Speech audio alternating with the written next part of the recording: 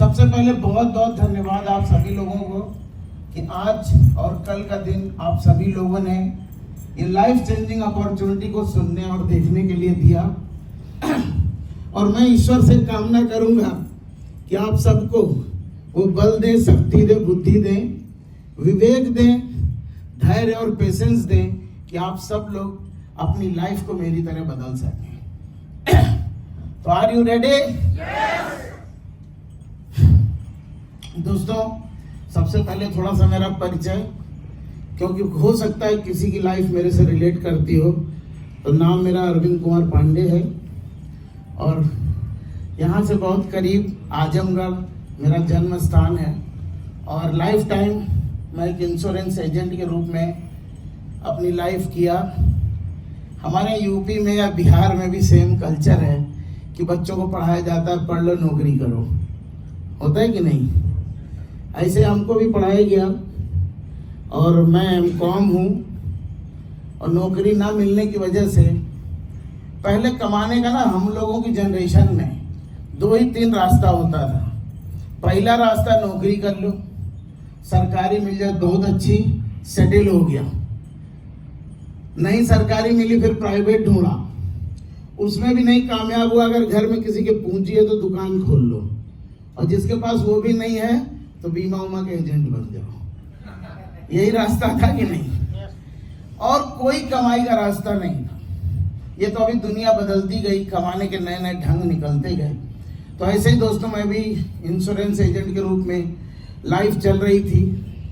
घर में एक साइकिल थी और कुछ भी नहीं था, और वो भी साइकिल ऐसी थी, कॉमन थी। उसी से हमारी बेटी स्कूल जाती थी, 6ठी 7वीं में पढ़ती थी, और वही साइकिल आती थी तो हम बीमा का काम करते थे, क्योंकि बीमे का काम दोपहर के बाद होता था। ऐसे जीवन चल रहा था। कभी लाइफ में कोई सपना, कोई ड्रीम नहीं था। आज जो जिंदगी हम जी रहे हैं या जो इनकम एंजॉय कर रहे हैं, लोग कहते हैं ना सपने में आता है। कभी मेरे या मेरे पूरे खानदान के किसी के सपने में भी नहीं आया था कि हर साल हमारे घर में करोड़ों रुपए आएंगे। ये दोस्तों धीरे धीरे करके अचानक पापा को हमारे ब्रेन कैंसर हो गया और लगातार 6 महीना पीजीआई लखनऊ में उनको एडमिट कराए, 2-2, 3-3 ऑपरेशन कराए, लेकिन वो बचे नहीं। उस बीमारी के दौरान जो कुछ भी घर का रखा पैसा था वो खत्म। पापा की छोटी सी एक दुकान थी, और उसके बाद जितने भी नात रिश्तेदार थे जहाँ से पैसा मिल सकता था वो भी हम लोग ने ले लिया, क्योंकि 20 साल पहले काफ़ी पैसा उनके ऑपरेशन में लगा था। आज भी समझ लीजिए अगर कोई बीमार होगा 6 महीने पीजीआई जैसे एडमिट कराना हो तो कितना खर्चा लगेगा। नहीं बचे, तेरही और रही किए। उसके बाद बहन की शादी करना था। हम ही घर में अकेले थे, एक को पैसा नहीं, कुछ नहीं।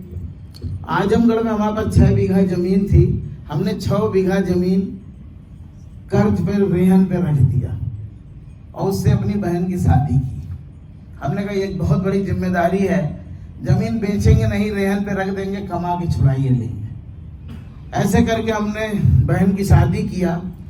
अब घर से कोई राशन पानी भी बंद हो गया। जो पहले गेहूं, चावल, धान, अरहर आता था, खाते पीते थे, वो भी बंद। और धीरे धीरे इंश्योरेंस का काम चल रहा था और बहुत छोटा लेवल था उस समय, 2000-3000 महीना कमा पाते थे। ये बात 1995-94 की मैं बता रहा हूँ आपको। और फिर अचानक बहन की शादी करनी हुई, तो बहन की शादी निपटाया कर्जा वर्जा लेके, और फिर जैसे कहते ना दिवालिया होके गांव छोड़ के हमें जाना पड़ा। और हम गए कानपुर, वहाँ पे ही इंश्योरेंस का काम शुरू किए धीरे धीरे।